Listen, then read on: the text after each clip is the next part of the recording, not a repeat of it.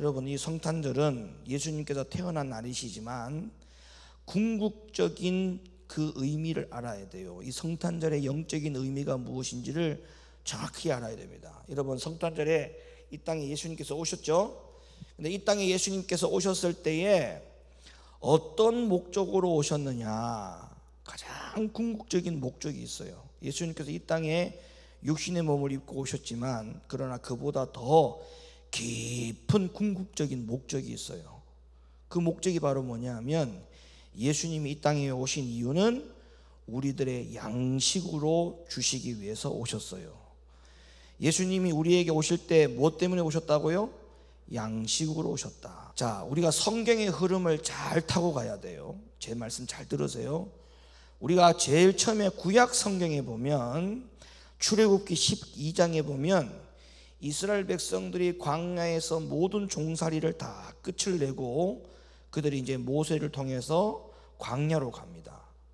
근데 광야로 가기 전에, 출발하기 전에 그들이 애굽 땅에서 마지막에 그들이 한 일이 뭐냐면 출애굽기 12장에 보면 유월절에 어린 양을 잡는 모습이 나와요.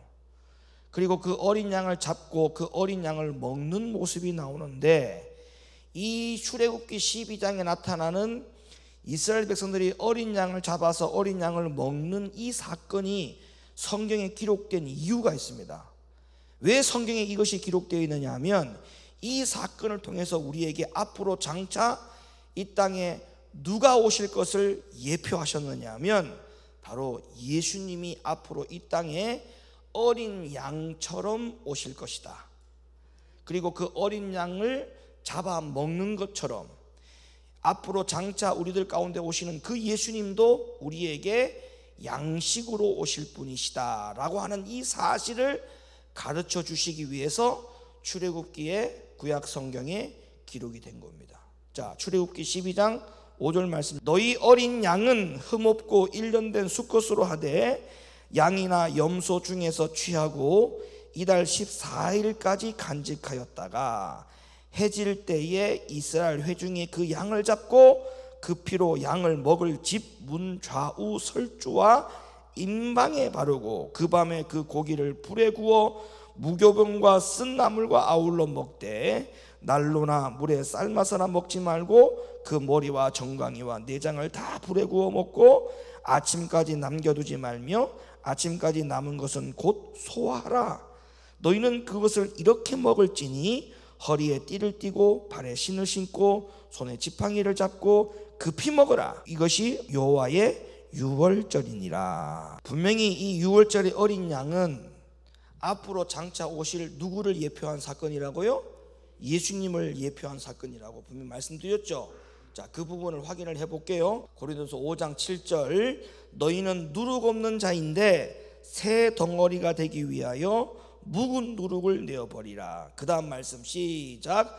우리의 유월절 양 곧 그리스도께서 희생이 되셨느니라. 아멘. 그러니까 과거의 출애굽기에 나타났던 그 유월절의 양, 그 양이 잡히는 것과 같이 앞으로 장차 오실 그 예수도 그 유월절의 양이 잡히듯이 잡힐 것이다, 이렇게 말씀하고 있어요.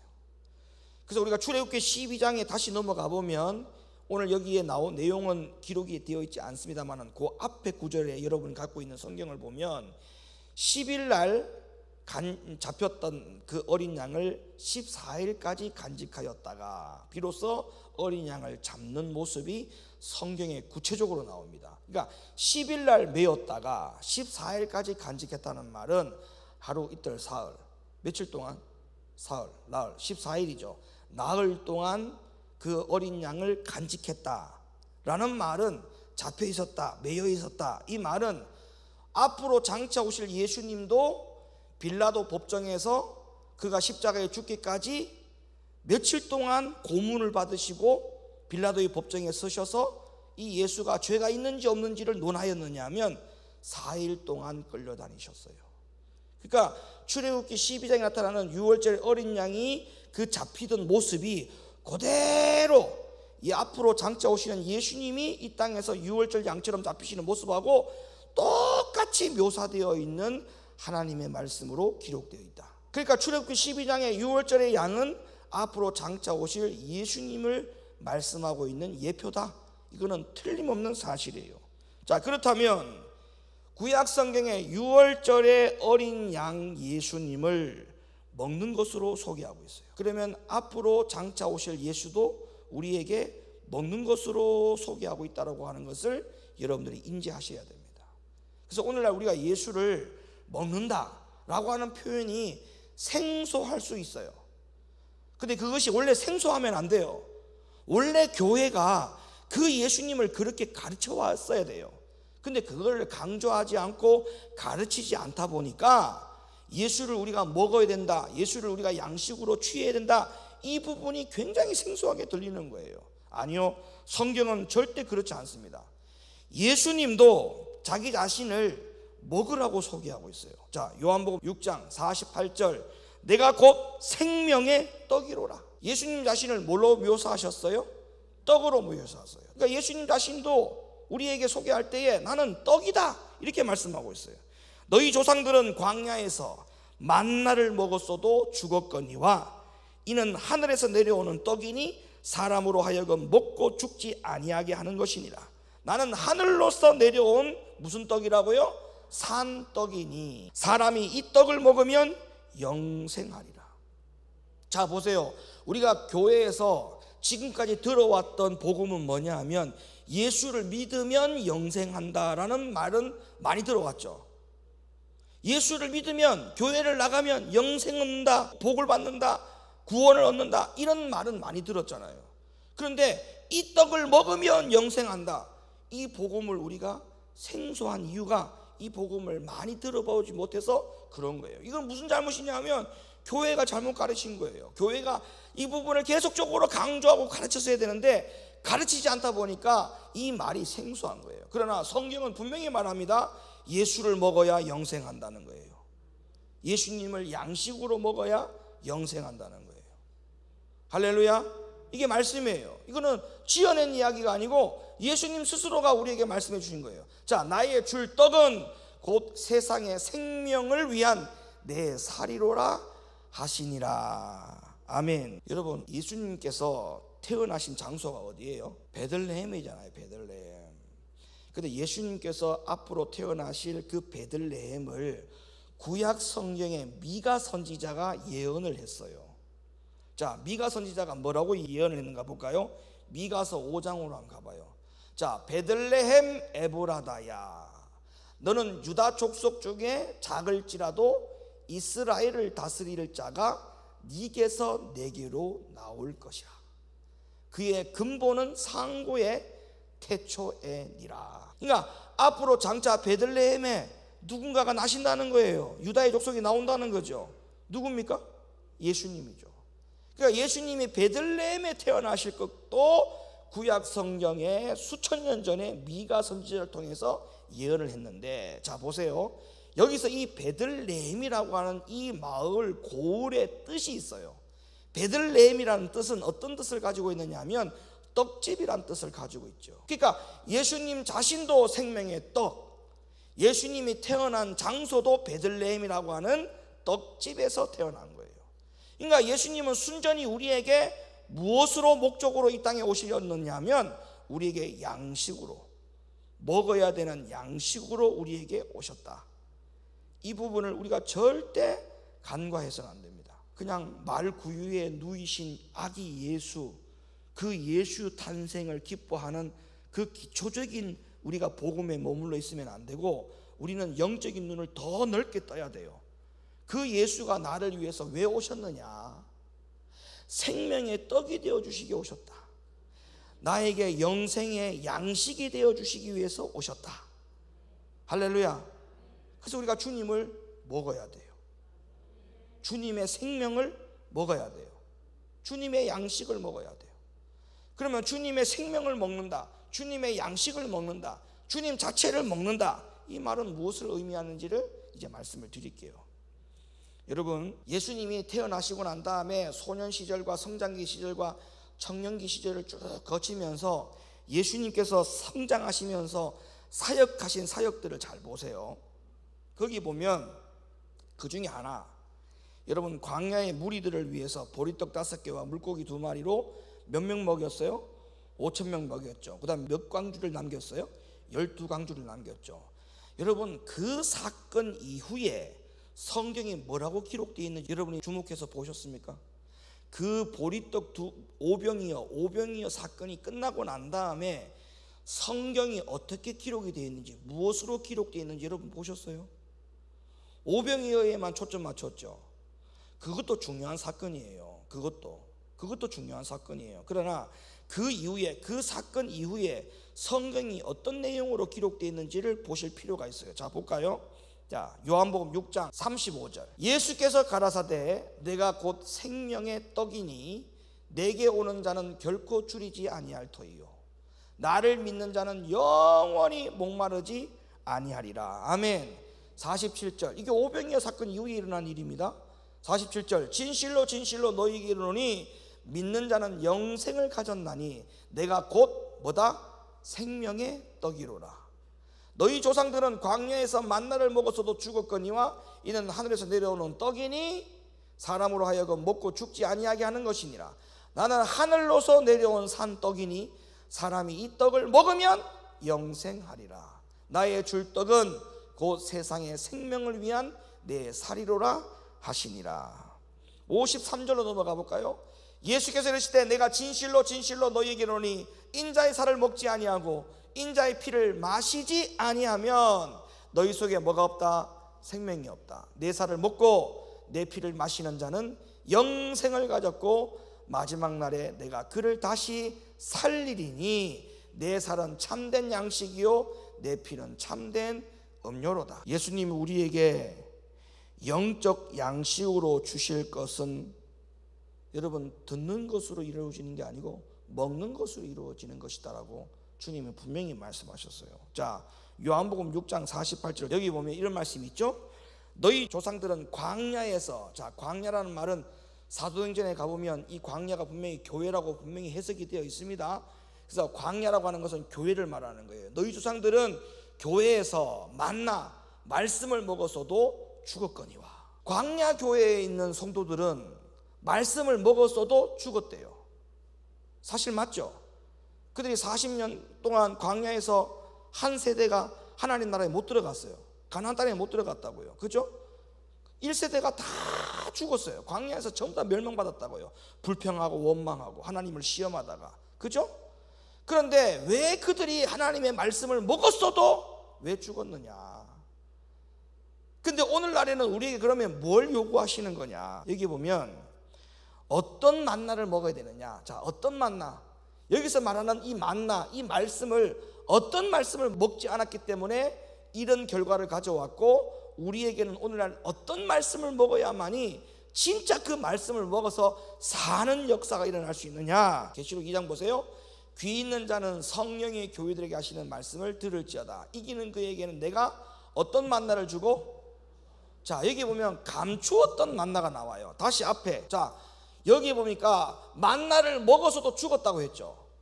분명히 만나를 먹었어요. 근데 죽었어요. 이스라엘 백성들이 다 죽었다고요. 그럼 우리에게는 어떤 만나를 먹어야 되느냐라고 가봤더니, 자, 여기는 어떤 만나라고 했어요? 감추었던 만나를 먹으라 했어요. 감추었던 만나. 그러니까 이기는 그에게는 내가 감추었던 만나를 주고, 그러니까 이기는 자는 결국 무슨 만나를 먹었다는 결론입니까? 감추었던 만나를 먹었다는 거죠. 그러면 감추었던 만나가 뭘까? 히브리 9장. 자, 또 둘째 휘장 뒤에 있는 장막을 지성소라 일컫나니 금향로와 사면을 금으로 싼 언약궤가 있고, 자, 그 다음에 그 안에 언약궤 안에 만나를 담은 금 항아리와 아론의 쌍난 지팡이와 언약의 비석들이 있었다. 그러면 여기서 말하는 만나는 어떤 만나냐면 문자 그대로 표현을 해보면 법궤 안에 있는 만나죠. 그러면 감추었던 만나, 요한복음에서 분명히 광야에서 이스라엘 백성들이 광야에서 과거에 그냥 만나를 먹었어도 죽었거니와, 그럼 우리는 이런 만나를 먹으면 안 된다는 결론이죠. 이런 행태의 신앙생활을 하면 안 된다는 거죠. 그럼 오늘날 우리는 그 광야가 오늘날에는 교회라고 했잖아요. 사도행전 10장에 보면 교회라고 했죠. 그러면 오늘날의 그런 광야 교회 성도들은 과거의 백성들이 먹었던 그 만나를 먹으면 안 되고, 우리에게는 어떤 만나? 이기는 자들이 돼야 되니까 감추었던 만나를 먹어야 된다는 결론인데, 그 감추었던 만나라는 말은 무슨 말인가를 봤더니 법궤 안에 있는 만나. 그러면 법궤 안에 있는 만나가 뭐냔 말이에요. 법궤 안에 있는 만나가 있고 오늘날 법궤 안에 아닌 만나가 있다는 거예요. 그러니까 무슨 말이냐면 하나님의 말씀이 다 만나냐? 만나가 아니라는 거예요. 그 다음에 하나님의 말씀이 만나로 왔으나 그 만나를 만나로 먹지 못하는 사람도 있다는 거예요. 또 만나가 왔어도 불평했죠. 그래서 그 만나에 만족하지 못하고 뭐를 달라고 부탁했습니까? 어떤 양식을 달라고? 메추라기 달라고 하지 않습니까? 우리는 만나 이제 그만 싫다, 이거 먹고 싶지 않다, 우리에게는 메추라기를 달라, 다른 양식을 구하지 않습니까? 그러니까 세 가지예요. 하나님의 진짜 만나가 아닌 것도 문제고, 하나님의 진짜 만나임에도 불구하고 그 만나를 먹지 못하는 것도 문제고, 또 세 번째로는 아예 다른 양식의 만나가 아닌 다른 양식을 구하는 것도 문제라는 거예요. 그러면 과거의 이스라엘 백성들이 왜 이 양식인 만나 먹는 일에 실패했느냐 하면 이 세 가지 원인 때문에 실패해서 그들은 광야에서 멸망을 받은 거예요. 그럼 오늘날에는 뭐예요? 그러면 우리는 진짜 만나를 먹어야 되고, 법궤 안에 있는 만나를 먹어야 되고, 감추어진 만나를 먹어야 되는 거죠. 여러분, 예수님께서 씨 뿌리는 비를 보면 말씀했지 않습니까? 더러는 길가에 떨어지고, 더러는 돌짝밭에 떨어지고, 더러는 가시덩굴에 떨어진다. 그러나 그들의 모든 떨어진 것의 결과는 뭐예요? 전부 다 뿌리를 내리지 못하고 자라다가 기운이 막히고 해가 돋아서 타져버리고 새가 와서 가져가 버리고 마귀가 와서 가져버리고, 이런 결과물이 가져왔기 때문에 그들에는 아무런 열매가 없어요. 그냥 옥토에 심겨진 말씀의 씨앗만 뿌리를 내렸고 30배, 60배, 100배 열매를 맺었다고 성경은 마태복음, 마가복음에 기록하고 있지 않아요. 그렇죠? 그럼 오늘날에는 이 이스라엘 백성들은 과거에 그럼 어떤 만나냐? 전혀 뿌리를 내리지 못하는 만나, 그런 신앙생활을 해왔다는 결론이죠. 우리에게는 정말 법궤 안에 있는 만나. 그럼 이 법궤가 뭐예요? 하나님이잖아요. 하나님. 그 당시에 법궤는 하나님이었어요. 그러면 법궤 안에 감추어진 만나라는 말은 하나님 안에 감추어진 만나. 그러면 진짜 말씀을 말하는 거예요. 사람이 교훈을 섞어서, 사람이 그냥 듣기 좋은 말도 할 수 있는 것도 말씀이 될 수 있어요. 근데 그 말씀은 법궤 안에 감추어진 말씀이 아니에요. 그래서 우리는 하나님 안에 감추어진 만나, 그 말씀만, 그 만나만 우리가 참 양식으로 먹고 살아가는 우리 모두가 되어야 될 줄로 믿습니다. 계시록 3장 20절 열어보세요. 자, 볼지어다 내가 문 밖에 서서 두드리노니 누구든지 내 음성을 듣고 문을 열면 내가 그에게로 들어가 그로 더불어 먹고 그는 나로 더불어 먹으리라. 그러니까 주님의 음성을 들으려고 해야죠. 내 음성을 듣고 문을 열면, 그러니까 누구 음성을 듣고 문을 열으라 했어요? 성경에 내 음성, 내 음성. 내 음성이 누구 음성? 주님의 음성이 어디 있는데요? 말씀에 있잖아요. 말씀이 하나님의 음성이잖아요. 그럼 말씀이 딱 올 때 그건 하나님의 음성이죠. 그때 어떻게 돼요? 문을 활짝 열어야 돼, 안 열어야 돼? 주님의 음성일 때는 문을 활짝 열고, 마귀 원수, 대적의 원수의 말이 들릴 때는 어떻게 해야 돼요? 빨리 문을 닫아야 돼. 그 마귀의 음성에 절대 문을 열지 마세요. 내 음성을 듣고 문을 열면 그 다음에 어떤 결과가 나오느냐? 내가 그에게로 들어가. 여러분, 주님이 여러분 마음속에 들어간다는데 여러분 어떻게 할 겁니까? 문을 여셔야지. 주님이 들어간다잖아요. 주님이 들어간다잖아요. 이렇게 주님이 내 음성을 듣고 문을 열면 내가 그에게로 들어가. 그 다음에 그로 더불어 먹고 그는 나로 더불어 먹으리라. 그래서 예수님은 이 땅에 오실 때 이 일 때문에 오신 거예요. 이 일 때문에. 그래서 여러분들은 예수님을 양식으로 자꾸 취해야 돼요. 하나님의 말씀을 양식으로, 법궤 안에 있는 말씀만 말씀으로 여기고, 그렇게 살아가시면 여러분들에게는 복이 될 줄로 믿습니다. 자, 예레미야 마지막 말씀 9장 말씀 열어볼까요? 여호와께서 말씀하시되 이는 그들이 내가 그들의 앞에 세운 나의 법을 버리고 내 목소리를 청종치 아니하며 그대로 행치 아니하고 그 마음의 강팍함을 따라 쫓았음이라. 그러므로 만군의 여호와 이스라엘의 하나님 내가 말하노라. 보라, 내가 그들 곧 이 백성에게 뭐를 먹이며 쑥을 먹이며 독한 물을 마시우고. 그러니까 하나님의 말씀을 만나가 왔는데도 불구하고 그 만나를 자꾸 먹지 않고 갖다 버리고 또 갖다 버리고 또 갖다 버리면 결국에는 하나님이 뭐를 먹인다고요? 만나의 말씀을 안 먹이고 그 백성에게 뭘 먹인다고요? 쑥을 먹이고 그 다음 뭘 먹여요? 독한 물을 마시도록 한다. 살리겠다는 거예요? 하나님 죽이겠다는 거예요? 죽이겠다는. 그러니까 오죽하면 하나님의 말씀이 꿀송이처럼 달다는 표현을 했겠습니까? 진짜요, 하나님의 말씀에 푹 들어가면 정말 그걸 체험합니다. 야, 달다 달다 달다, 너무 달다, 그런 느낌이 와요. 예. 그래서 이 땅에 예수님께서 탄생하신 목적은 우리에게 아기 예수의 모습을 우리에게 보여주시기 위해서 이 땅에 오신 게 아니에요. 예, 거기에 초점 맞추면 안 돼요. 아기 예수, 거기에 초점 맞추면 안 돼. 이 땅에 오신 예수님은 우리에게 영적으로 우리를 살리기 위한 생명의 양식으로 오셨다. 모든 걸 다 내어주시기 위해서 오셨다. 육신도 다 갈기갈기 찢겨가지고 우리에게 생명을 주시고 피를 다 쏟아내신 그 모든 희생, 그것도 부족해서 영의 양식으로까지 우리에게 주시잖아요. 그러니까 육과 영을 다 주신 거야 우리에게. 예. 예수님은 양식 그 자체예요. 육의 양식, 영의 양식으로 우리에게 모든 걸 양식으로 주셨어요. 예수님은. 그러니까 예수님은 하나라도 버릴 게 없어. 하나라도 버릴 게 없어. 예수님은 전부 다 귀한 거예요. 할렐루야. 그 귀한 예수, 그 귀한 예수. 여러분 생각해봐요. 여러분, 그 창조주가 육신의 몸을 입고 이 땅에 오셨어요. 누굴 위해서? 피조를 위해서, 피조를 위해서. 그런 창조주분이 어디 있어요? 이 세상에 그런 분이 어디 있어? 우리 피조가 뭔데? 죄만 지었는데, 하나님과 원수의 관계였는데, 진노의 자녀였는데, 이런 피조를 위해서 세상에 하나님이 이 땅에 육신의 몸을 입고 오셨어요. 이 얼마나 귀한 일입니까? 이 얼마나. 우리가 어디 가서 이런 복을 받을 수 있겠습니까? 어디 가서. 우리가 뭔데? 그 엄청난 사랑을 받았어요. 엄청난 사랑을. 그 사랑을 우리가 갚을 길 있습니까? 갚을 길이 없습니다. 이 은혜를 갚을 길이 없어요. 근데 본인은 그 은혜를 벌써 이미 다 갚았다고 생각하고, 아니면 갚을 일이 없다라고 생각하고, 이만큼 갚았으면 됐다라고 생각하고 이러고 있다니까. 우리 정말 정신 차려야 됩니다. 깨어 있어야 됩니다. 정말 주님께로부터 받은 사랑이 얼마나 큰지를 정확하게 알아야 돼요. 정말 우리가 예수를 바로 알아야 됩니다. 아시겠죠? 이 시대에 예수를 바로 알고 신앙생활 하셔야 돼요. 그냥 그 많은 종교인 대표자들 중에 하나, 우리가 그런 예수 믿는 게 아니에요.